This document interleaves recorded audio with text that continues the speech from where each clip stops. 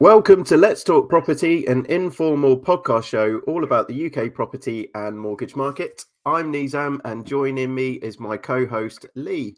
Whether you're a seasoned property investor or just starting to think about buying your first home, this podcast is for you. We'll be discussing a range of topics, including the latest market trends, tips for finding the perfect property, and how to secure the best mortgage deal. So join us as we explore the world of property and help you make informed decisions about your property purchase. Today's episode, we are going to talk about the 5 reasons why a property crash shouldn't stop you getting on the property ladder in 2023. So, looking forward to tucking into this one as always. Yeah, property crash. Dun, dun, dun. The 2 words that everyone fears. That's a great topic. Looking forward to this. I think, there's been a lot of talk, isn't there, about the property market this year, going into this year, and we've seen all sorts of different predictions and projections of. I've seen things going from 19% drop in prices this year to no, we're not going to drop at all, we're actually going to grow. So I'm really interested to see. I don't think anyone knows what to expect today. No, and it's just kind of what's happening at the minute, March 2023, as we're talking about this. It's so much. So many predictions that have not come true, I suppose. So it's difficult to know really what's going to happen. But yeah, I'm really looking forward to kind of jumping in this topic. It's going to be a good one. Wonderful. So let's let's just kind of, what did I say? Address the elephant in the room. There are more and more predictions that this year we are going to see a drop in house prices, and even a lot of predictions that we're going to see a drop in home movers and first-time buyers. So purchase transactions, and a combination of that's driven by a combination of things. I believe things like those predictions are putting people off, and also obviously interest rates on the mortgage side are sharply increased or have sharply increased and starting to drop since then, as we know is what we do for a living. So I think what I wanted to do was address the elephant in the room and explain actually, as a mortgage and protection advisor, I'm sure you have as well. I've seen many first-time buyers who hesitate to take the plunge into buying their first property, getting on the property ladder, and they're waiting for that perfect moment to buy. I think some believe, they should hold out for a property crash. Others wait for the economy to improve, and others kind of fancy themselves as market predictors. So they, expect that house prices will drop, and they are waiting for that. A really good point. I think there's so many listeners, probably people listening actually, first-time buyers who are just waiting for the perfect moment, but actually, will that ever come? And I guess there's lots of negatives to waiting, isn't there? Absolutely. In terms of getting on the ladder. So the longer you leave it, the worse it could get for you. But I'm sure we'll touch on some of that. But that's a really good point. Excuse me, sorry. That's exactly it, and that's why I wanted to do this episode, was to lay out what are some of those reasons. And you might decide after the back of this you do still want to wait, and that's fine. I think my experience tells me it's not always the wisest thing to do to wait if you're ready and you find a house that ticks all the boxes for you. But yeah, I also wanted to acknowledge that recent predictions are suggesting UK house prices are going to drop in value, or potentially going to drop in value in the coming months and this year. And that news can be unsettling for those that are considering buying, of course, especially for the first time. However, I strongly believe that first-time buyers shouldn't let this news discourage them from getting on the property ladder and taking those first steps. So I thought, let me lay out the 5 reasons why I think first-time buyers shouldn't let this hold you back. So the first one is quite an honest, straightforward one, which is predicting the property market is very difficult. And I know people have been, like I said, I know people that have been waiting. I know people that have been waiting for a property crash for 3 years. So in the height of the pandemic, where this sort of news started to come and house prices were increasing, and everyone was waiting for this bubble to burst, and everywhere you look, it was house price crashes going to come due to COVID and lockdown and everything else. I had a look at some statistics. The average UK house price in the last 3 years. Do you know how much it's gone up by? Oh, I don't know. Little quiz for you. 15%? 25%.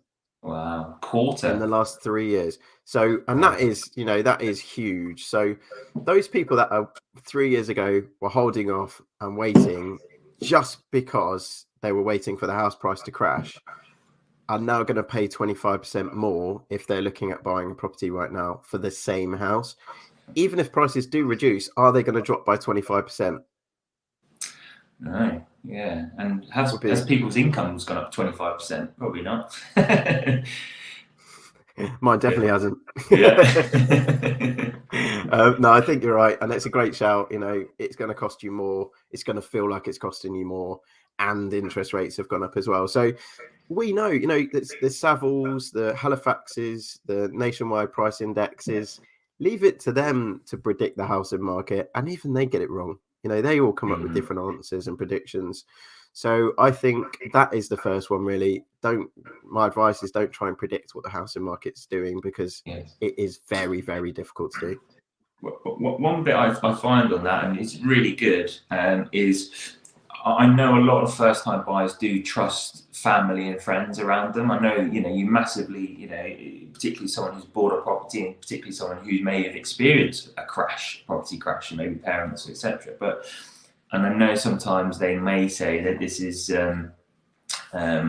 things that we've seen before, and they may say, well, actually, it's probably going to crash, and they may have an influence. But yeah, like you say, it's listening to the experts. Obviously, lean on your parents. I'm not saying your parents are wrong, because we don't actually know. But also, don't just take your parents' word for it, or friends and family's word for it.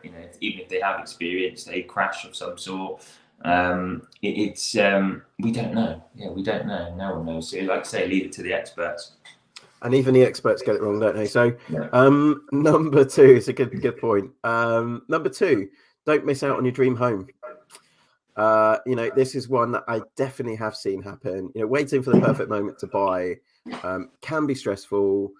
You might not get the desired outcome you want. Even if house prices do drop in future, there's no guarantee that the property you want ticks the boxes in the right area, the right size. If you're after a 3 or 4 bed detached house, there's no guarantee that is going to come up, especially if you're looking in quite a restricted area due to schools or being near family. So actually, when the right property does come along, and if you're able to proceed, you've got the deposit, you can get the mortgage, you're comfortable with the commitment, and you can afford the bills, then are you really going to let that stop you just because you think house prices are going to drop? That might come back to bite you. Yeah, absolutely. And if you find the perfect home, and there's not many of them, if you find the perfect home, what's stopping you? I guess if it's out of reach, and the property values are just too high for you to stretch on. But yeah, if you're waiting for that drop, or waiting for the right moment, that might not ever come, and then you may be kicking yourself for years. Yeah, and we were talking about this the other day. It's never a perfect moment to move. There's never a perfect moment. It's all these things. Never a perfect moment to have a baby. There's never a perfect moment to get married, depending on who you ask. So it's one of those things that I think you have to weigh up the benefits, the risks, and actually, and this is one thing I'll come on to. But if you're looking at buying a home for the next 10 years, 5 years, and house prices are going to drop this year, but then probably recover in the next 5-10 years, does that really matter? No one wants to pay more for a house than they think it's worth, and no one wants to buy a house and then once you've moved in realize that the house is worth less than what you bought it for. But ultimately, that's only really relevant or important when it comes to actually selling the property. So if you're not selling the property short term, then does it matter? I'm a nightmare for it. I'm always looking on Zoopla and looking at what my house is worth and tracking it, but it's irrelevant because I'm not looking to sell anytime soon. So why does it matter what my house is worth unless I'm trying to get more money out of it? Or it only matters what it's worth at the time you're going to sell it. Like you say, investments go up and down. and properties will go up and down. They do gradually go up. A good point you made about the 3-year thing is obviously if you wait longer, the property that you're looking at could go up by 25%. You know, if you wait a couple more years or wait 3 years, it could have gone up 25%, like it has done in recent years. So you could be a lot worse off if you wait. Exactly. Yeah, absolutely. 100%. And number 3 is what are the alternatives? Because if you're holding out for a property property market crash and you're renting, how long are you going to be renting? How much more are you going to pay in rent whilst waiting to save money on a purchase? That might not happen. It might happen, might not. But in the meantime, renting isn't cheap either. So whilst you're waiting for a house price to fall, you might be tempted to continue renting. You might decide to extend your tenancy. You might decide to go into rented and then buy. It's not a cheap option. You could end up paying more in the long run on rent, especially with rents going up so much over the last year or two, or over the last 6 months, especially, you should say, than you would with a mortgage. So, you know, all right, you might save 10 grand on the property price, but you might be paying 12 grand or 15 grand in that year in rent. And where's that money going? Not in your pocket. No. So, you know, it's worth working out what are the alternatives. And if you're living with parents or family, or, you know, is it really, it might be comfortable, but I know for a lot of people, once you get to a certain age, it becomes quite uncomfortable, or it's not, you know, the desired kind of lifestyle you want to lead. So yeah, keep that in mind is what I'd say. Yeah, it almost, I hate to use the phrase, but I shouldn't use it, but dead money, it comes up a lot when you rent, don't you? And that sort of phrase comes up. I know it's not dead money because you're paying for somewhere to live, because that's kind of your home, but you are in effect, you know, you're as an investment, as a long-term goal, it's you're effectively throwing money away, aren't you? Particularly if you're ready to buy. You know, if you're ready to buy and you're renting, and it's easier saying than doing, but you are effectively just throwing money down the drain. Exactly. Into a mortgage. Yeah. Exactly that, mate. Exactly that. And you know, if you're paying for a mortgage, at least you're chipping away at some borrowing. At least you have an asset with your name on it. That you're not going to walk away with nothing like you would when you're renting. And like we said, rents are going up, so you know it's even more. That's probably an even more important factor to keep in mind. The number 4 is which we touched on earlier. The property market is cyclical. So whilst property prices may rise and fall, and they do rise and fall in the short term, the property market overall is cyclical, and property values tend to rise over the long term. So, you know, again, it's quite common knowledge. I did some research, looked at property values over the last, you know, 25, 30 years. And yes, it does that. Am I going the right way here? Because I'm mirrored. Yes, it does that. But it goes up and has its dips. And like we said, you know, those dips are only relevant if you're selling in the dips, which some people do have to. But actually, ultimately, take a step back. Don't look at just what prices are going to do this year or next year.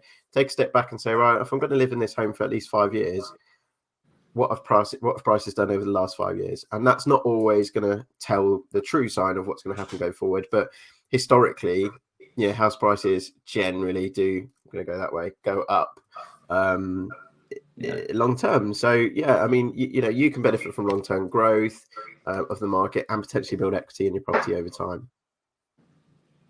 Yeah, it's a really good point. And I do wonder what property prices were about 25 years ago. They probably were a lot cheaper. But yeah. It's a great point. If you're seeing your property jump, if you're a homeowner seeing your property jump down, then it's not necessarily a bad thing. Isn't.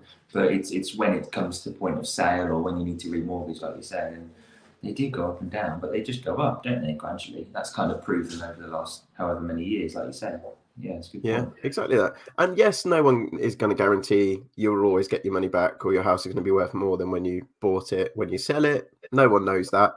But all we can look at is just historic data, and you know, anyone can access that anywhere and see what we're saying. So, number 5, buying a home is more than a financial investment, and this is the big one for me.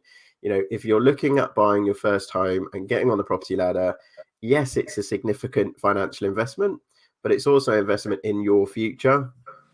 It's an investment in your quality of life. Focus on finding a home that suits your needs and budget, of course, but actually, this is going to be where you live. This is going to be your home.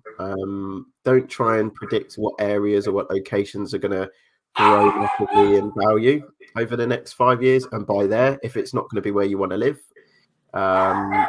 Just keep in mind it's going to be your home, really. I think so.